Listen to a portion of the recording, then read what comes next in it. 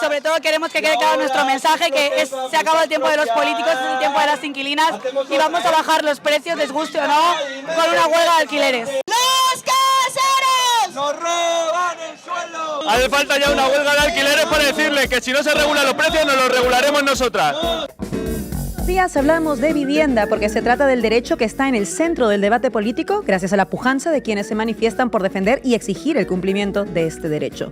Los datos hablan por sí solos y lo que dibujan es, por un lado, una utilización de la vivienda como un activo especulativo por parte de una minoría y el consiguiente empobrecimiento brutal de millones de compatriotas en una situación menos pudiente y, por el otro lado, ojo, una brutal inacción o peor, colaboración con los especuladores por parte de los sucesivos gobiernos del PP y del PSOE en las últimas décadas, con la pequeña salvedad de la ley de vivienda impulsada por Podemos en la anterior legislatura y que a pesar de los recortes que impuso en ella el PSOE, ha conseguido bajar un 5% los precios del alquiler en Cataluña, única comunidad que ha decidido activarla hasta ahora. Así las cosas, no es sorprendente que decenas de miles de personas hayan llenado las calles de Madrid y de Barcelona, de nuestro país, exigiendo que el expolio acabe de una vez. En nuestros editoriales ya hemos mencionado muchas veces las diferentes medidas que habría que tomar todas juntas para generar un impacto significativo. El denominador común de todas ellas es atreverse con los privilegios y los beneficios desorbitados de los especuladores rentistas. Sin esa voluntad de reequilibrar de forma importante la balanza, lo único que hay son palabras vacías y medidas de maquillaje. Por ejemplo, convendría establecer una moratoria inmediata que prohíba la compra de viviendas en España que no vayan a ser destinadas a vivir, morada principal o segunda vivienda, o alquiler social. Sería sensato prohibir, por ejemplo, el uso turístico de las viviendas, algo que degrada los barrios y sustrae los inmuebles del uso residencial, así como implementar un tope efectivo y contundente a los precios del alquiler en el mercado libre. Habría que poner un impuesto creciente a las viviendas vacías, salvo que lo estén por causa mayor. Se debería expropiar el uso de la mitad de las viviendas en manos de grandes tenedores para ponerlas en el parque del alquiler social y el Estado debería movilizar recursos para adquirir de forma masiva viviendas existentes antes de ponerse a construir ninguna vivienda nueva, entre otras muchas medidas. Sin embargo, y esto también hay que decirlo con toda claridad, el actual gobierno de España no va a hacer absolutamente nada de esto. En el mejor de los casos se quedará de manos cruzadas y en el peor de los casos pactará medidas neoliberales con el PP, como la ley del suelo.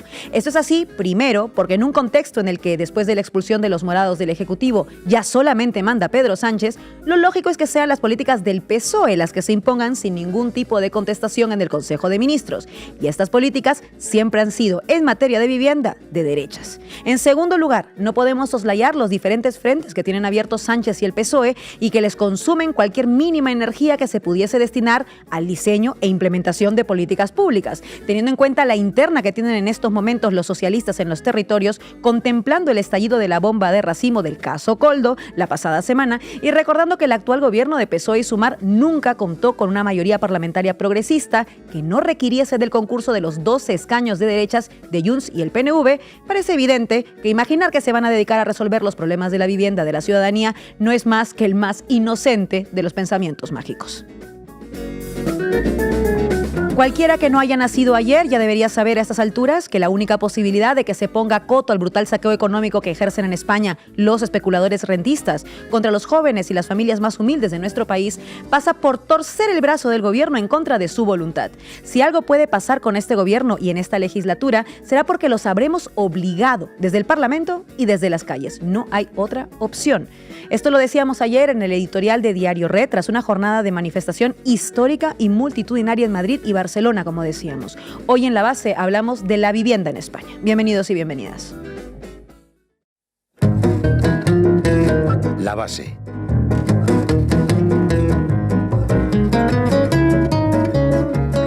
Hoy hablamos de vivienda. Buenas tardes, Sugas. ¿Qué nos traes? Pues hoy sí que traigo base de datos con datos para rato para ver cuáles son los números y los porcentajes detrás de esta movilización y por qué la vivienda está en el centro del debate, lógicamente. ¿Y tú, Manu, qué tal está el viaje por los medios? ¿Qué tal? ¿Cómo estás, Laura? Bueno, vamos a ver cuál es la propuesta de la derecha mediática para abordar la emergencia de la vivienda y cuál es la de la progresía mediática también. ¿Y tú, Ina, qué nos traes? Bueno, vamos a ir a México porque este problema parece ser universal y hablaremos de un fenómeno que se llama financierización, ya os contaré. Financierización, quédese con eso. Hoy además contaremos con Jaime Palomera, investigador de Hidra, en nuestra mesa de análisis. Arrancamos. La base de datos. Informa Irene Zugasti. Zugas, buenas tardes. Buenas tardes. Pues el pasado domingo, Madrid salió a la calle bajo el lema «La vivienda es un derecho, no un negocio». 150.000 personas marcharon en la ciudad desbordando las previsiones de la convocatoria y demostrando que el movimiento de vivienda, en toda su amplitud y su complejidad, está a la vanguardia de las reivindicaciones. La convocatoria partía del sindicato de inquilinas, pero también estaba respaldada por varias asambleas de la plataforma antidesahucios y una quincena de asambleas y movimientos de los barrios. En Barcelona, el sindicato de yogateres y la plataforma No a la Copa de América también lo convocaba. Pero antes de analizar las implicaciones políticas de todo esto, Laura, vamos a ver los datos, que son muchos y que explican por qué el derecho a la vivienda está en el centro de las conversaciones hoy. Una conversación con muchos escenarios: el alza de los precios del alquiler y del suelo, la especulación en el mercado inmobiliario, la lucha antidesahucios, la ilegalidad de los pisos turísticos, la gentrificación y turistificación de las grandes ciudades. Pero vamos a empezar por el que más se escuchó en las movilizaciones del fin de semana: el problema de los precios del alquiler. Pues para eso podemos remitirnos a un informe recién publicado desde Lidera, que es el Instituto de Investigación Urbana de Barcelona, que se titula «De propietarios a inquilinos. Informe sobre la creciente desigualdad en el acceso a la propiedad». De hecho, hoy vamos a contar con uno de sus autores aquí. Hay varios datos muy significativos que rescatar de este estudio. El primero: vivir de alquiler no es una etapa transitoria hacia la edad adulta, como nos decían a menudo. Recordemos cuando nos contaban aquello de que, en comparación con Europa, España era un país de propietarios, ¿se acuerdan? Bueno, pues eso era así hasta hace 2 décadas, hasta la crisis inmobiliaria de 2007-2008, porque la tendencia ha cambiado. Vivir alquilados hoy es una condición duradera, vamos, para toda la vida. Se rompe así ese mito de alquilar hasta heredar o alquilar hasta ahorrar para comprar. El 70% de los y las inquilinas, según este estudio, no espera heredar una vivienda nunca. Y en este cambio de tendencia, las rentas se transfieren. Es decir, la población inquilina que paga el alquiler transfiere ese capital a la población rentista, que va acumulando cada vez más y más y más y más y más, y de este modo se ensancha esa brecha de desigualdad. Y sobre esa desigualdad, la clase rentista va aumentando su poder y su capacidad de controlar el mercado. La distribución cada vez más asimétrica de la propiedad es, pues, la clave de la desigualdad de nuestra época. De ahí el riesgo también de colocar este problema como algo de los jóvenes, ¿no? La mayoría de la población inquilina, de hecho, tiene más de 34 años. Según el Instituto Nacional de Estadística, el número de hogares que viven de alquiler ha pasado del 13,5% en 2007 hasta casi el 24% en la Comunidad de Madrid o el 25% en Cataluña a día de hoy. En las grandes ciudades el porcentaje es mayor. En Barcelona, en la ciudad de Barcelona, por ejemplo, el 44% de los hogares viven de alquiler. Y si decíamos, Manu, que el 70% no heredará, tampoco van a comprar. Por ejemplo, en Madrid, 7 de cada 10 inquilinos e inquilinas cree que no podrá comprarse jamás una vivienda. Quienes pueden adquirirlas a precio de mercado son los rentistas, que además pagan al contado. El 56% de las compras de los 2 últimos años, 2023 y lo que llevamos de 2024, se hicieron así, a tocateja. Ese es un segundo elemento importantísimo. Hablamos de la clase rentista. Pero ¿a qué nos referimos y a quiénes nos enfrentamos exactamente? Pues ese paisaje también es complejo, porque hablábamos de esas compras al contado, ¿verdad? Pues según este estudio del Lidera, el 15% de ellas las hicieron no residentes, por cierto, inversores y rentistas extranjeros. Pero hay otro dato significativo. La mitad de las viviendas registradas en España de 2008 a 2020 fueron compradas por empresas con más de 8 inmuebles. O sea, que la propiedad de las viviendas se concentra cada vez más en manos de quienes ya poseen bienes inmuebles. En la última década, el número de grandes propietarios con más de 10 viviendas a su nombre ha aumentado un 20%. Especuladores que hacen de un bien esencial un bien de mercado. Artículo 47 de la Constitución española, no lo olviden. Se calcula que en España hay unos 3 millones de viviendas en alquiler.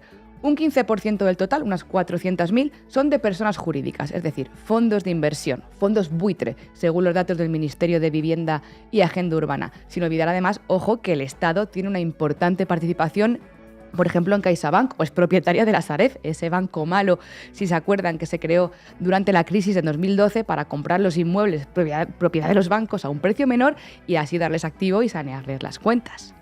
Luego están los pequeños caseros, que no son ni empresas ni vivienda pública y que igual ni son tan pequeños. Dentro de este grupo también hay diferencias. La mitad puede considerarse pequeño casero, ese que tiene 1 o 2 viviendas en alquiler, pero hay 913.000 caseros que tienen entre 3 y 5 casas, vamos, rentistas de gran calibre, y otros 204.000 caseros que tienen entre 6 y 10 viviendas, y otros 38.000 que tienen más de 10 casas. Madre de Dios, casas, ahí queda. O sea, que tenemos una mitad de pequeños caseros y otra mitad, 1,5 millones de viviendas, hogares que están en manos de multipropietarios que especulan con sus casas. Les añadimos las 400.000 hogares, ¿no? Casas en manos de los fondos buitre y ahí lo tienen. Cuanto más capital le transfiera la clase inquilina a costa de pagar sus alquileres, más casas acumularán y más capacidad tendrán de especular con ellas. La inmensa mayoría de jóvenes, el 66% de las personas menores de 34 años, vive en casa de sus padres. En Europa, la media es de un 50%. Pero cuidado con circunscribir este problema a la juventud. El de la vivienda es un problema transversal. Eso es, si lo reducimos a un problema solo de jóvenes con carrera que quieren comprarse un piso, pues acabas como Rita Maestre y eso otra vez no, por favor. De hecho, el problema se agrava, lógicamente, entre las personas que son más vulnerables económica y socialmente. Y ahí no opera solo la edad, con lo que habría que ser cuidadosas con convertirlo en un problema generacional exclusivamente y no también, obviamente, de clase e interseccional. Un ejemplo, pues las familias monomarentales, que son sistemáticamente excluidas del acceso a una vivienda en solitario que no se pueden permitir. Bueno, la población migrante que vive cada día situaciones de discriminación residencial y de racismo a la hora de buscar una vivienda. Decía Moja Guereu en el diario.es que el rentismo también es racismo y que hay quien no tiene pues ni el privilegio de que le timen con el precio del alquiler. Y hablando de precios, por terminar este repaso por la situación actual, el aumento, la subida de los mismos ha sido desorbitado en los últimos años. Mientras que la inflación general acumulada desde 2015 supone aproximadamente un 20% y la subida acumulada de los salarios desde el mismo año un 17%, el precio de la compra de la vivienda ha aumentado en el mismo periodo de años un 47% y el precio del alquiler un 58%. Para que nos hagamos una idea, los inquilinos tienen una renta media de unos 22.200 euros al año y los caseros de unos 47.000 euros al año, según Neidra. O sea que, aunque la recomendación es que no se debería dedicar más del 30% de los ingresos a pagar el techo que habitas, el español medio dedica el 43% de su sueldo bruto al pago del alquiler y si alquilas en solitario en Madrid, Cataluña, Baleares o Canarias, puede suponerte hasta el 70% del salario. Y todo esto teniendo en cuenta que tenemos 3,8 millones de viviendas vacías en España, el 14% del parque inmobiliario. Y solo un 2,5% de las viviendas en España están destinadas a alquiler social, frente a una media del 9,5% que hay en Europa. Vamos, que el asunto parece que no pasa por hacer más vivienda pública solo, ni más vivienda nueva que llene los bolsillos a las constructoras, sino en esa palabrita mágica, ¿no? Redistribuir lo que hay. Pero de momento quien redistribuye, pero para acapararlo todo, son los especuladores. Y como nos contará Ina más tarde, en muchos barrios de grandes ciudades, no solo europeas, juega un papel crucial ese tema, ¿no? El alquiler turístico. 350.000 viviendas se destinan actualmente en el Estado español al alquiler turístico. Eso sí, sin contar, contando las que están en situación legal. Las que están en situación ilegal pues serían muchísimas más. ¿Y qué hacen? Bueno, pues cambian la estructura de las ciudades y expulsan de allí, de sus barrios, a sus habitantes. Y con este escenario, ¿qué medidas políticas se han tomado? Bueno, pues tenemos a una ministra de Vivienda que pedía solidaridad a los caseros y que tuvieran empatía con sus inquilinos. Y ese es el panorama un poco, Laura, pero siendo serias y yéndonos al Boletín Oficial del Estado, pues nada, salvo, como tú comentabas al principio, la Ley de Vivienda impulsada por Podemos en la anterior legislatura, una ley que salió adelante a codazos y a empujones a pesar de los recortes y de los agujeros que introdujo en ella el Partido Socialista, pero que solo se aplica actualmente en una comunidad autónoma, en Cataluña, que, ojo, ha conseguido bajar un 5% los precios del alquiler, pero vaya que es claramente insuficiente. Bueno, pero no os preocupéis, porque ayer, en respuesta a esa multitudinaria manifestación en Madrid, Pedro Sánchez anunciaba en el World in Progress de Barcelona, el foro del Grupo Prisa, que ha escuchado y que lo ha hecho con atención y que va a repartir 200 millones de euros para jóvenes en bonos de alquiler y va a hacer un nuevo reglamento para evitar los fraudes en los contratos de alojamiento turístico y de temporada. Ojito. Ojito, dicho y hecho, lo ha aprobado hoy, pero es que el problema, Manu, es que ese anuncio gubernamental ni siquiera es novedoso. Es el bono del alquiler joven acordado con las comunidades autónomas hace ya una semana que salía de la Conferencia Sectorial de Vivienda. Vamos, que hemos sido pesoizados one more time. Y que, como ya ha dicho el sindicato de inquilinas, no sirve, una medida como esta no sirve sino para volver a transferir dinero público directamente a los bolsillos de los rentistas, porque si nadie topa los precios de los alquileres, ¿qué sentido tienen estos bonos. Casi el 75% de desahucios en 2024 se han producido porque las familias no podían pagar el alquiler. Estos lanzamientos han crecido en un 7,8% en comparación con el mismo periodo en 2023, como para que nos digan que no hay que intervenir ya en los precios de alquiler. Si alguna vez la burbuja que explotó fuera de las hipotecas, ahora es la burbuja del alquiler. Y todo esto ocurre mientras desde platós de televisión siguen repitiéndonos que el mercado se regula solo. ¿Cuándo? Cuando ya no queda quien desahuciar. Bueno, por eso, de entre la batería de reivindicaciones de los movimientos a favor de la vivienda, rebajar los precios de alquileres un 50%, controlar precios y usos y expropiar a los grandes tenedores, sobresale una propuesta, la huelga de alquileres, una medida de fuerza y también de unión popular. Si seguís subiendo los precios, dejaremos de pagar y no va a haber policía, juzgados ni matones para desahuciarnos. Eso decían las convocantes del sindicato este fin de semana. Que, por cierto, para quienes dicen que no hay antecedentes a una propuesta así, sí que los hay. En Barcelona, en 1931, solo 2 semanas antes de que se proclamara la Segunda República, se inició en Barcelona la mayor huelga de alquileres existida hasta ahora, que se alargó durante varios meses. Ojo, se organizó en base a la alianza entre las familias y los sindicatos de la CNT, que era mayoritaria en la clase obrera catalana de aquella época, y en ese momento el paro afectaba al 40% de los afiliados. Así que la CNT inició esta movilización que se cifró entre unos 45.000 y 100.000 familias que participaron activamente en la huelga. Y tuvo consecuencias, obligó a muchos propietarios a renegociar rebajas de precio y en la Cámara de Propiedad se logró incluso que se aprobara una rebaja fiscal sobre los pisos alquilados. La huelga, de hecho, se mantuvo de manera intermitente durante todo el periodo de la Segunda República y se alcanzaron numerosos acuerdos. Y además, ¿para qué sirvió? Bueno, pues para reforzar esa solidaridad vecinal en una lucha multitudinaria por el derecho a la vivienda en toda Barcelona. El hecho es que hoy, volviendo a 2024, el tiempo se le agota al gobierno progresista. Los parches, como inyectar fondos a los inquilinos para enriquecer aún más a la patronal rentista, o las medidas como las subidas de salario mínimo interprofesional no van a acabar con el problema.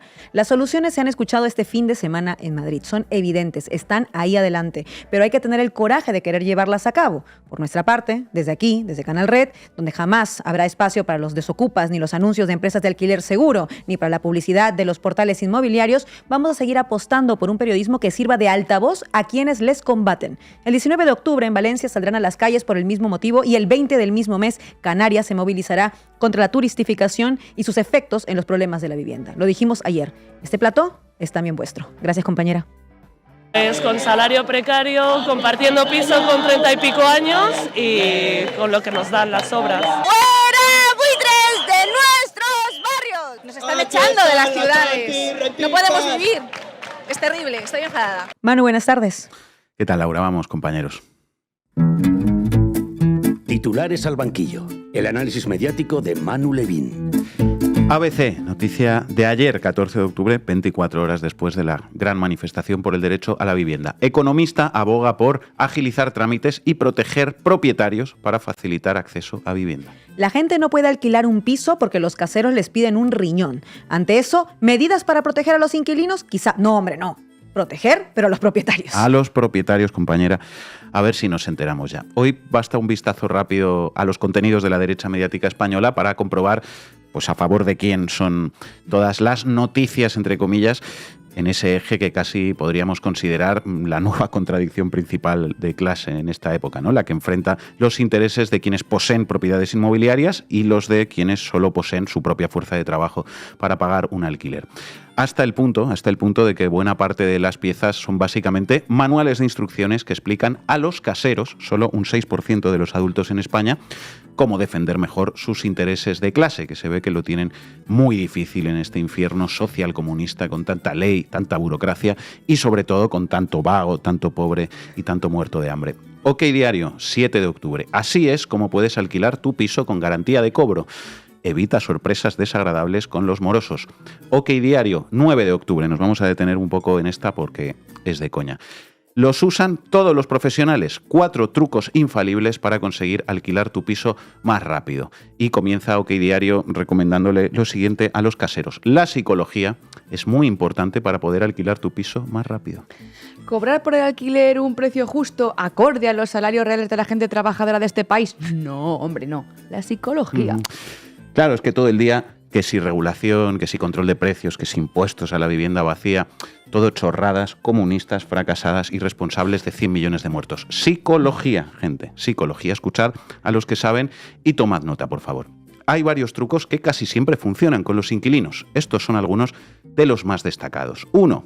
Insinuar que tienes a otros interesados en tu vivienda. Uno de los métodos más usados por los profesionales y que no es nuevo es insinuar que otros posibles inquilinos están interesados en el inmueble. No obstante, no es lo mismo decirlo directamente que mencionarlo. Gracias a esta técnica, el inquilino se lo pensará más rápido y te dará una respuesta casi inmediata sobre si le ha gustado el piso o no. Venga, que me lo quitan de las manos, como yo a vosotros el salario, que diría el rentista. 2. Decir que tienes otras visitas. Si estás tratando de convencer a un inquilino y a este le ha gustado la casa, no querrá que nadie se la arrebate. Seguramente te pregunte si puede pensarlo hasta el día siguiente. Si le dices que sí y añades que mañana tienes otras visitas en la misma vivienda y el que te dé una respuesta afirmativa primero se lo queda, es posible que te dé una contestación inmediata. Si le ha gustado el piso, te dirá que se lo queda. Si tiene demasiadas dudas, no te dará una contestación en el momento. Los caseros necesitan respuestas inmediatas. Los inquilinos también. Lo que pasa es que gobierna el PSOE. Así que paciencia. 3.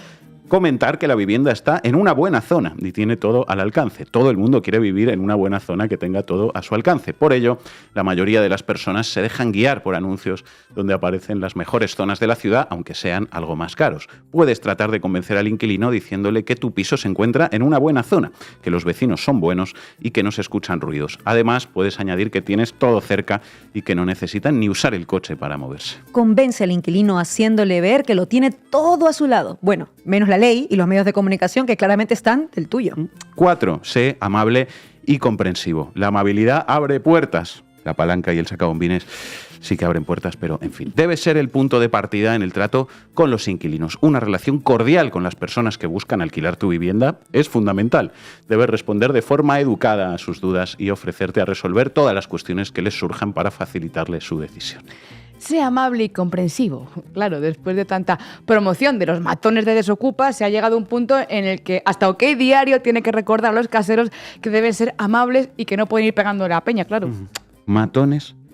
¿Pero qué dices, compañera? Así es Dani Esteve, el jefe de Desokupa, que habla 5 idiomas y tiene 2 carreras, informa ABC. El español. ¿Quién es Dani Esteve? El líder superdotado de Desokupa, que domina 5 idiomas y tiene 2 carreras. Te mostramos cuáles fueron los estudios y los trabajos del fundador de la empresa líder en desalojos, así como otros aspectos solidarios de su vida. 5 idiomas, el del puño, la patada, el mordisco, el cabezazo y el bate, y 2 carreras, la que se pegó para perseguir al pobre y la que hizo para perseguir al migrante. Qué inteligentes, solidarios y buenas personas son los de Desokupa, y si perteneces a ese 6% de la población adulta que son caseros y no tienes a estos buenos cristianos a mano, siempre puedes anotar estos consejos que te ofrece el ABC y gratis.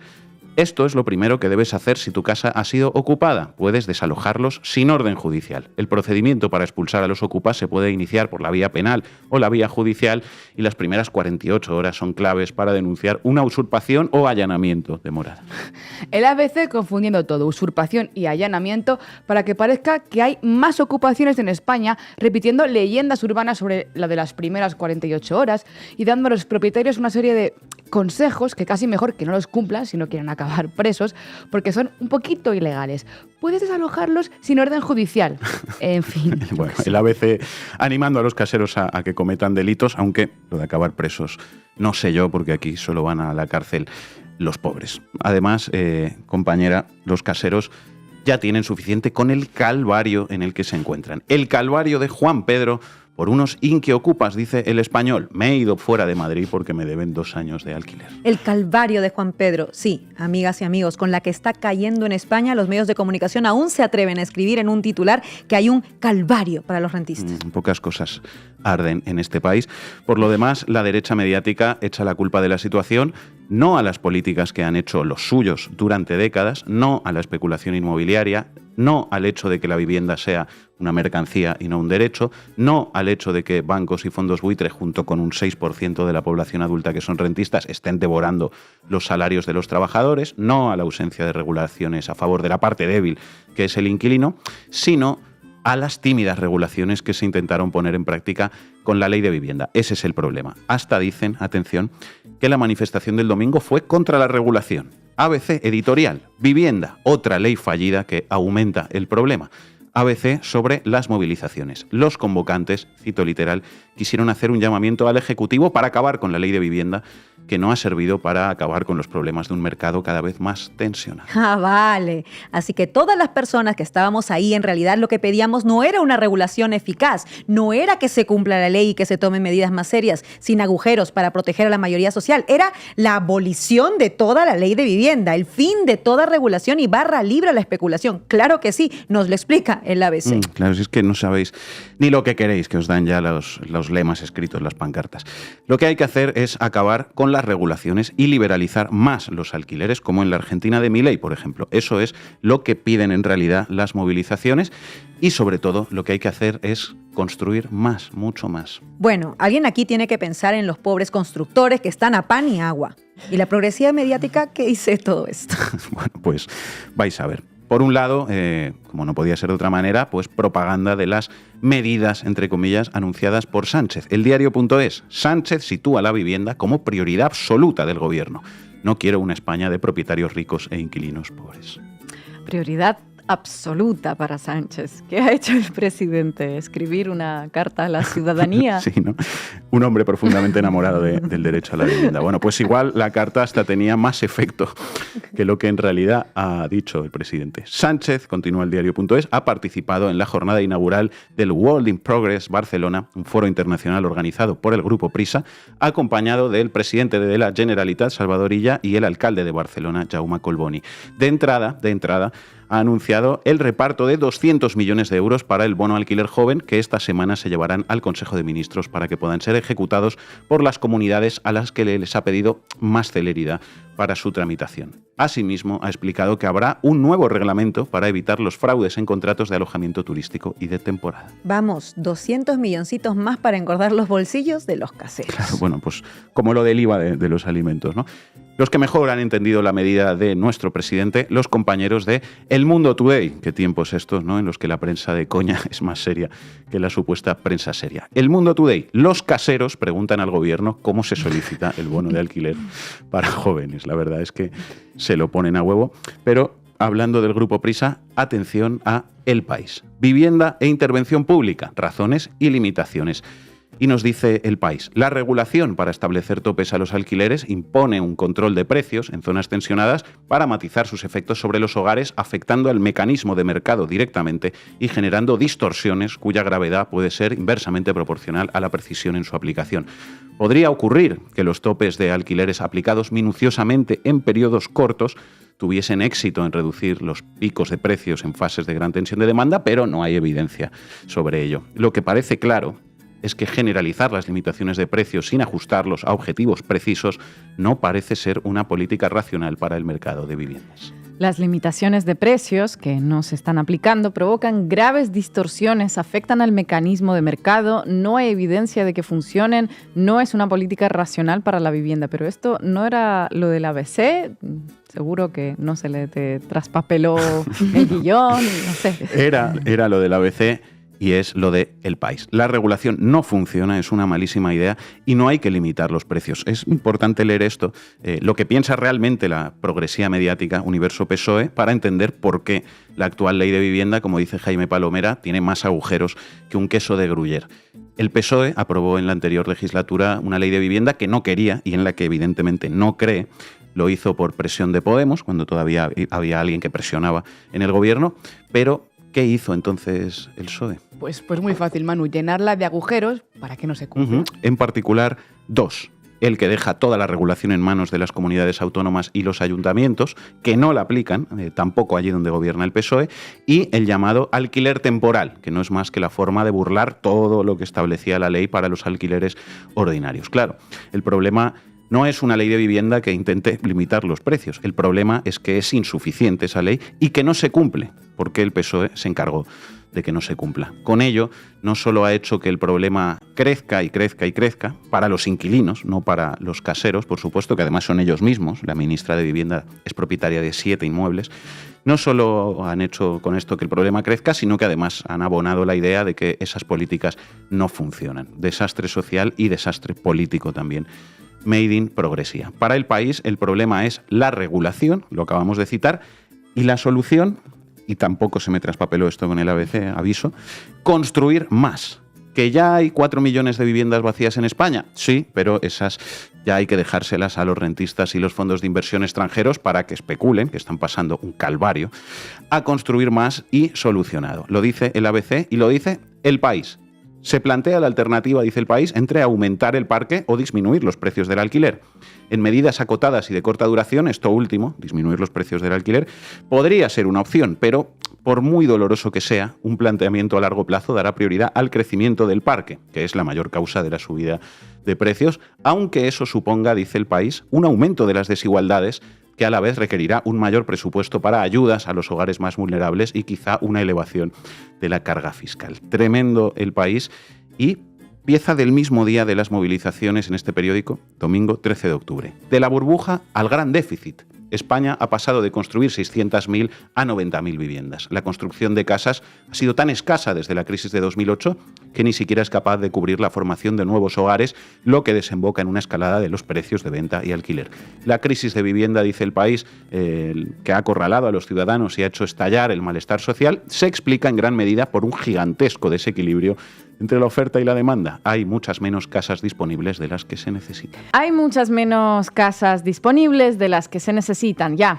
Medidas para movilizar esas 4 millones de viviendas vacías. Un impuesto especial, por ejemplo, para quien tenga una vivienda vacía durante más de un año, que haga que le rente más ponerla en alquiler que tenerla desocupada para que aumente la oferta. Obligar a los grandes propietarios, bancos, fondos de inversión, a que pongan la mitad de esas viviendas vacías que acumulan en alquiler social. Hacer una compra pública de lotes de pisos a los fondos buitre extranjeros, quizá para ponerlos a disposición de los españoles. Nada de eso, tenemos una idea mejor. Félix, llama a Florentino Pérez y que ponga las hormigoneras a funcionar. Ya verás lo contento que se va a poner. Lo contento que se va a poner, ¿no? Resolver la emergencia de vivienda de hoy construyendo más en un país con millones de casas vacías para que ya si eso mañana, dentro de unos añitos, estén listos esos pisos. De los creadores de proteger a los propietarios, llega a sus pantallas proteger a los constructores. La receta de la derecha mediática, nada de regular precios, construir más. La receta de la progresía mediática, nada de regular precios, construir más. ¿Qué nos queda? Seguir movilizándonos y poner en pie a una izquierda que se atreva a hacer ruido y que tenga fuerza política para cambiar las cosas. Gracias, Manu. Les recoge la Constitución, que se la lean, por favor, que se la lean. Y el año que viene se me acaba el contrato y lo que le estaba contando a mi compañero, que posiblemente nos suban un 50%. La compra, el alquiler, precios altísimos, no paran de subir. Buenas tardes, compañera. Buenas tardes, vamos, Xavi. ¿A qué me invitan? El análisis internacional de Ina Afinogénova.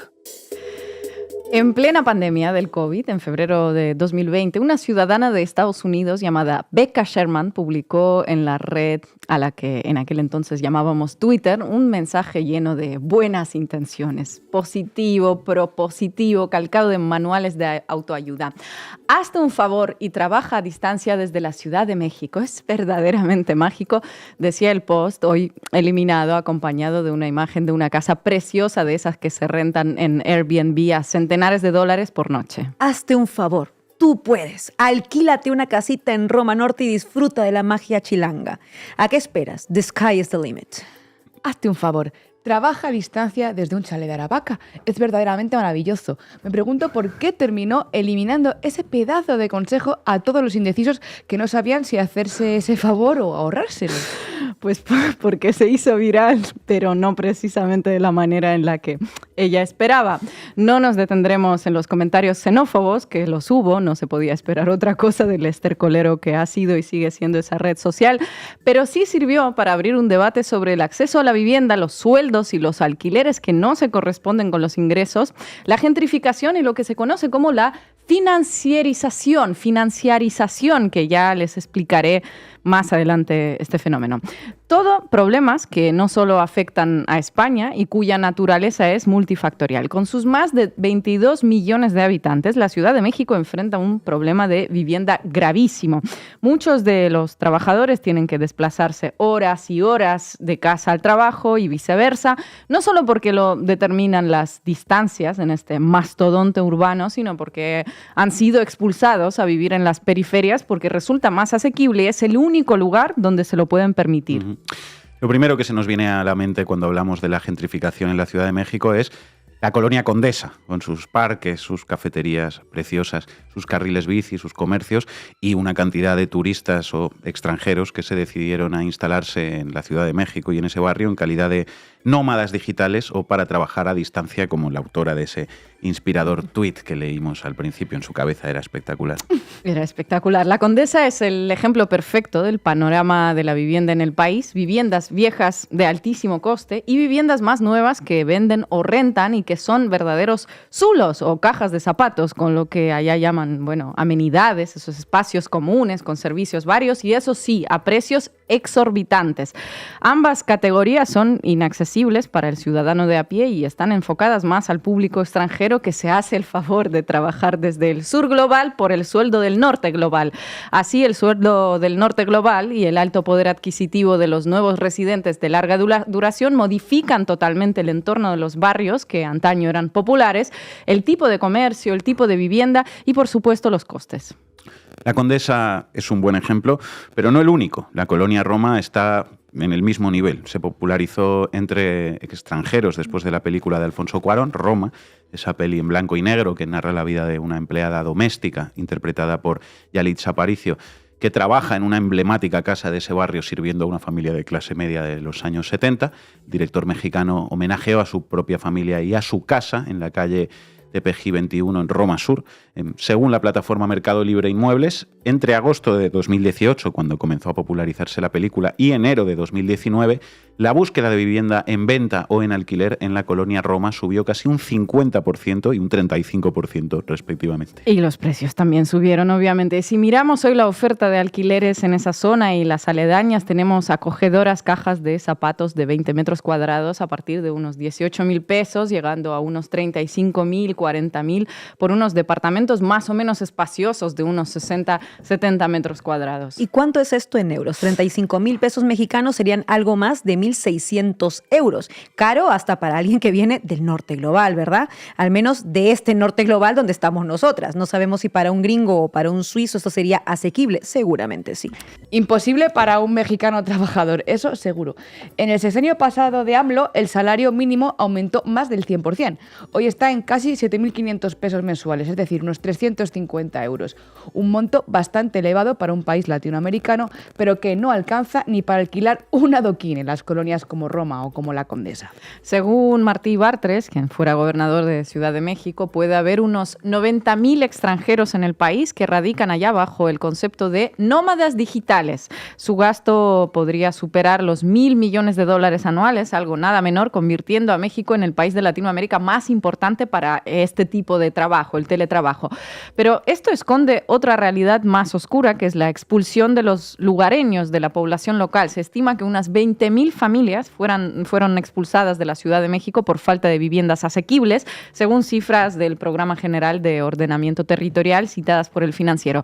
Los que cobran un equivalente a 1 o 2 salarios mínimos se ven obligados a irse a municipios cercanos a Ciudad de México, cercanos en términos de Ciudad de México, o incluso a otros estados. Uno de los factores de todo ello es desde luego la gentrificación y el auge de las plataformas como Airbnb, pero no es el único. Otro es una falta falta de regulación endémica. Muchos de los antiguos residentes de esas colonias denuncian haber sido desalojados por la fuerza de noche o con la excusa de que iban a remodelar el edificio. Lo típico de la hija del casero necesita el piso, por eso vete para que lo pueda alquilar a 1.500 euros semanales a turistas. Claro.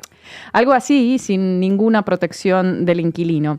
De hecho, el problema se volvió tan grave que recién ahora, se empiezan a tomar medidas para frenar la expansión de Airbnb en la ciudad. Hace unos días, el Congreso de Ciudad de México aprobó una reforma a la ley de turismo que estableció que un inmueble registrado en plataformas turísticas como Airbnb solo podría ser alquilado durante un máximo de 6 meses al año, no más. La modificación la anunciaron hace unos meses, en abril, con Martí Batres de jefe de gobierno, por cierto, y siguiendo esa idea de ponerle un cascabel a la gentrificación, expulsión forzosa y desplazamiento de vecinos. También se prohibió alquilar temporalmente viviendas sociales o las que fueron reconstruidas con recursos públicos. Un primer paso necesario para resolver el problema de la vivienda. Ahora bien, no parece el único que se tiene que dar, ¿verdad? Claro, porque como les dije al principio, la gentrificación en los nómadas digitales, que elevan los precios de todo en determinados barrios, son solo una cara de la moneda. Ahora llegamos a un fenómeno mucho más grande, que es el de la financiarización. ¿Qué es eso? Financiarización. Los fondos buitres o fondos de inversión, el capital privado que devora las ciudades, invierten el dinero que les sobra, excedente de capital, le dicen, en viviendas básicamente para, generar más dinero a través de la especulación. Empresas como Blackstone, que con sus inversiones inmobiliarias han hecho subir los precios de la vivienda en todo el mundo por encima del crecimiento de los salarios. En Ciudad de México, obviamente, están con todos sus bloques a estrenar. Bloques a estrenar. Según Washington Post, que cita Sabilis Research, de 2017 a 2020, el valor global de los activos inmobiliarios residenciales aumentó en 90 billones de dólares. Billones, ¿eh? En total, los fondos de inversión como Blackstone o BlackRock, esos buenos samaritanos de cuyas inversiones en España se jactaba Óscar Puente en las redes, tienen activos inmobiliarios residenciales valorados en más de 280 billones de dólares. Eso duplica el valor total de todas las acciones de los mercados bursátiles mundiales y triplica el PIB del mundo. Todo el oro que se ha extraído en el planeta, por ejemplo, vale apenas 12 billones de dólares. O sea, pongamos en perspectiva lo que se ganan los especuladores seriales y dirijamos la ira, o al menos la protesta, a donde tenemos que dirigirla. El mercado de vivienda está más dominado por estos enormes entramados de multimillonarios que por propietarios independientes, que efectivamente Puente se reía mucho en su momento de Milei diciendo que mira cómo invierten estos fondos en los países socialcomunistas bolivarianos. Pero no, Óscar, esto no es ninguna buena señal para los que vivimos en esos países. Más bien es algo que habla bastante mal de cómo esos gobiernos supuestamente izquierdistas protegen a sus ciudadanos frente a la especulación, mientras que lo que se necesita es una regulación compleja para poner freno a ese capitalismo desenfrenado, a esas ansias extractivistas y para garantizar finalmente el derecho humano a una vivienda digna. Y claro está, asequible. Un derecho protegido por la Constitución de México, igual que por la de España. Muchas gracias, Ina. A los ocupas hay que sacarles de una patada en el culo inmediatamente. Mira, cuéntanos ese caso de ese señor al que le han ocupado la casa 2 veces en 24 horas, la última por salir a comprar un bocadillo. Están ocupadas. Este bloque ha sido ocupado. Su piso está ocupado. Prácticamente cada día les contamos historias de propietarios que tienen sus viviendas ocupadas. ¡Medidas sociales y no políticas! Es probablemente uno de los reportajes más tristes, el de Sorso de Aurora con 80 años. Dijeron que iban a mandar objetos. Es una señora de 80 años. ¡Vergüenza me daría echar a una familia! ¡Vergüenza me daría echar! No dejan entrar a mi hermano para que esté con mi madre. ¡Que pasen los hijos! ¡Deje la cinta tranquila! ¡Que joda la puta cinta! Que coja el bolsito y se vaya. ¿Pero esto qué es?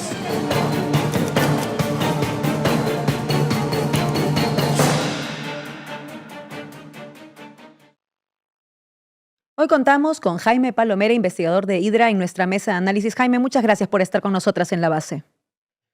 Muchas gracias a vosotras. La primera pregunta que te haría es, la manifestación del domingo ha sido multitudinaria e histórica, como dice ya el Sindicato de Inquilinas de Madrid, pero tanto la ministra de Vivienda como el presidente de Gobierno siguen apuntando a un tipo específico de medidas pese al reclamo que oímos en las calles este domingo. La medida anunciada es la de este bono joven para el alquiler. ¿Por qué se trata de una medida rechazada por el Sindicato de Inquilinas y por las personas que se han movilizado por el derecho a la vivienda? ¿Cuáles son sus riesgos? Bueno, creo que lo habéis explicado bien. Y el problema fundamental es que este tipo de ayudas en realidad son ayudas a los caseros.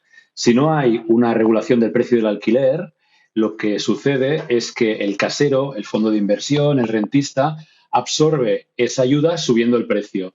De hecho, esto está estudiadísimo. Hay muchísima evidencia científica que demuestra que las ayudas al alquiler tienen efecto inflacionario, que al final lo que terminan es aumentando el precio del alquiler para todo el mundo. Hola Jaime, ¿qué tal? Bueno, agradeceros ese estudio que habéis publicado en Hydra, que es muy esclarecedor. Y yo precisamente iba a preguntarte por ahí, porque me gustaría saber, quería preguntarte, ¿qué queda de ese mito de la España, país de propietarios y de propietarias del que se hablaba hace 20 años? Bueno, gracias por la alusión al estudio.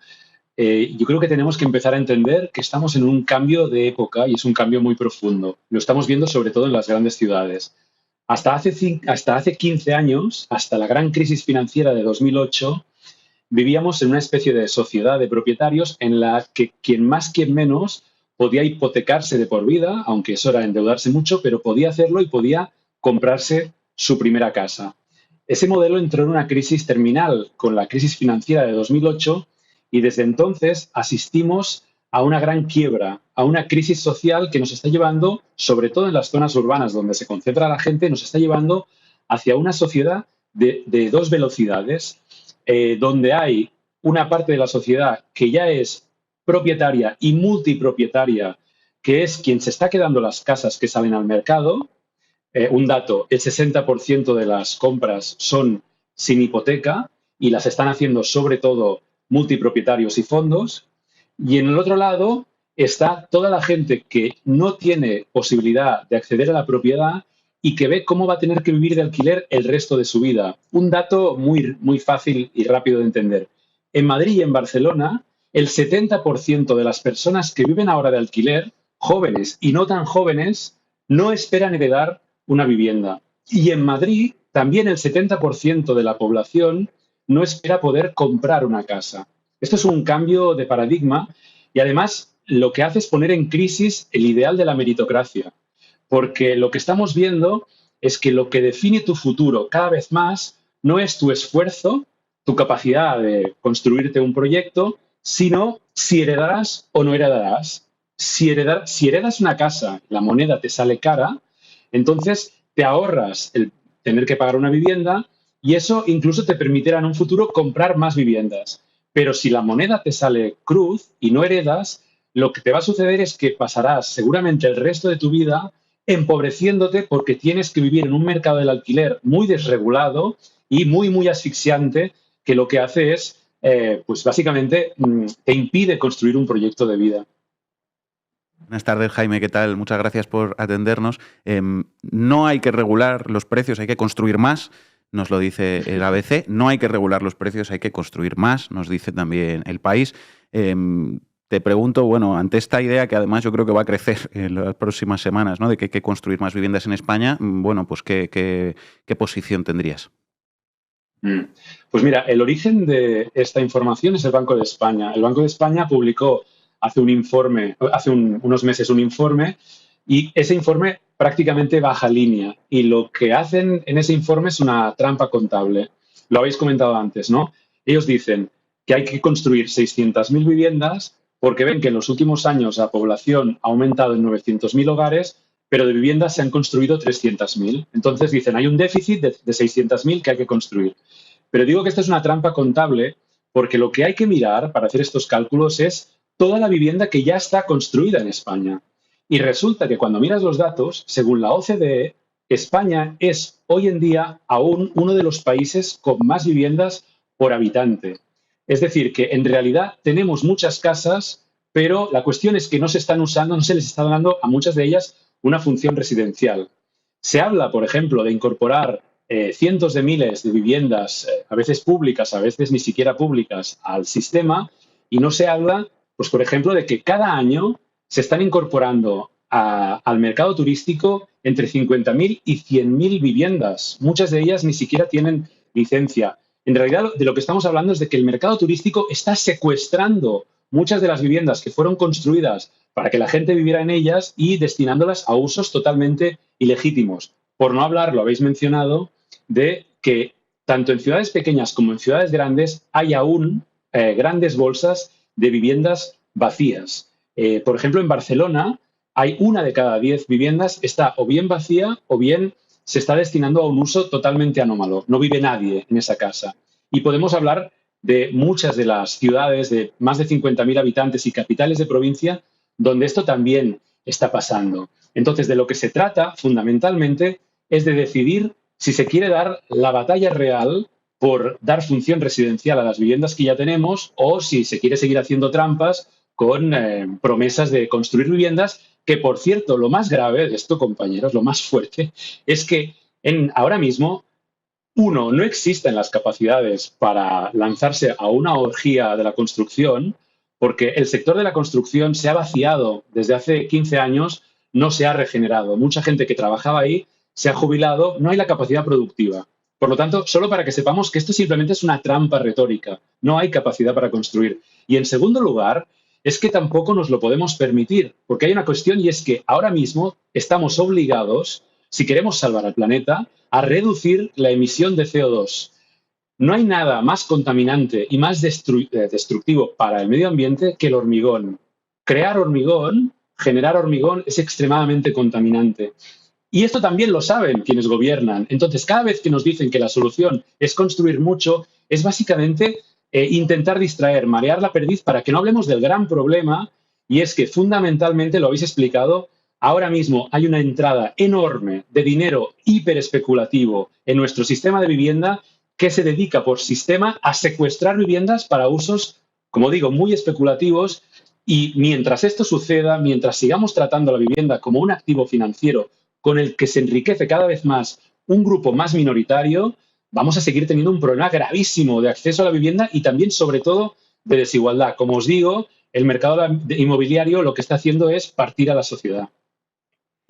Jaime, buenas tardes. Muchísimas gracias por estar aquí, por la explicación. Te quería pedir una explicación más concreta, profesional, sobre el papel que están jugando los fondos buitres en crisis de la vivienda, de qué manera influyen en todo, porque vemos que es algo internacional, ¿no? No solo afecta a España.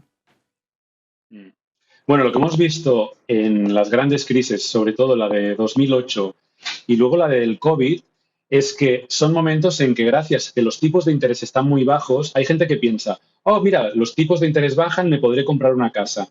Pero a quienes están beneficiando esas caídas de los tipos de interés que se deciden desde los bancos centrales es a los grandes fondos de inversión, a las finanzas mundiales, que lo que ven es que de repente, gracias a los tipos de interés, tienen mucha más capacidad de compra y lo que hacen es destinar todo el ahorro que tienen, los millones de euros que tienen, los invierten en casas, porque han descubierto que, sobre todo en países como España y en las capitales, en las grandes ciudades, no hay nada que genere tanta rentabilidad como la vivienda. Esto es lo grave de nuestra época, es que hoy en día un especulador profesional, alguien que se dedique a las finanzas, puede dedicarse a acaparar viviendas, a ponerlas en alquiler y que eso le salga más rentable que invertir en el más especulativo de los activos financieros. Esto nos indica, esto no debemos permitírnoslo. Es una crisis verdaderamente civilizatoria. Y realmente lo que va a seguir sucediendo, ahora mismo están bajando otra vez los tipos de interés. Pues va a volver a pasar que la gente mega rica, los grandes millonarios, lo que van a hacer es invertir buena parte del líquido que van a tener en nuestras ciudades. Y lo que hemos visto en los últimos años, sobre todo en las grandes capitales, que es de gente muy rica comprando edificios enteros, expulsando a los vecinos y subiendo los precios, esto se va a volver a producir. Y de hecho lo que estamos viendo es que están lanzando una ofensiva directamente contra la clase media. Es decir, aquí ya no hablo simplemente de los inquilinos, hablo de los pequeños propietarios. Lo que va a suceder, y ya lo están viendo, esto es lo que se está debatiendo en las altas esferas de las finanzas, están viendo que en los futuros años la generación baby boomer, cuando llegue a la vejez, como la gente vive mucho, vive hasta los 90 años, mucha gente se va a tener que vender la casa para tener una jubilación decente, para tener a alguien que le cuide, porque tenemos sistemas públicos, unas ayudas a la dependencia absolutamente precario, ¿no? Y lo que van a hacer fundamentalmente, van a tener que venderse su casa para poderse pagar una residencia o a alguien que les cuide. Y aquellas familias que creen que en su familia va a haber una propiedad que van a heredar, se van a encontrar con que esto no va a pasar. ¿Y quién se va a quedar esas casas? Que va a ir perdiendo esa clase media. Se la van a quedar los ricos. Esto ya está pasando no solo aquí, sino en Inglaterra, en Irlanda y en muchos otros países. Por eso dábamos el dato de que aquí ya se está disparando el número de grandes propietarios. En la última década aumenta en un 20% el número de individuos con más de 10 viviendas. Es un proceso lento pero paulatino de concentración de la propiedad cada vez en menos manos. Pero además muy sostenido. Jaime Palomera, investigador de Hidra, muchísimas gracias por haber estado con nosotras en La Base. Un placer y gracias a vosotras por tratar el tema con tanta calidad. Un fuerte abrazo. Y nosotras llegamos ya al final del programa. Regresamos mañana de nuevo y recuerden que este proyecto comunicativo existe gracias a ustedes, a los socios y a las socias. En el código QR que aparece ahora en pantalla pueden ustedes apoyarnos. Pero no nos vamos sin dejarles antes un tema de Madness, Our House. Hasta mañana.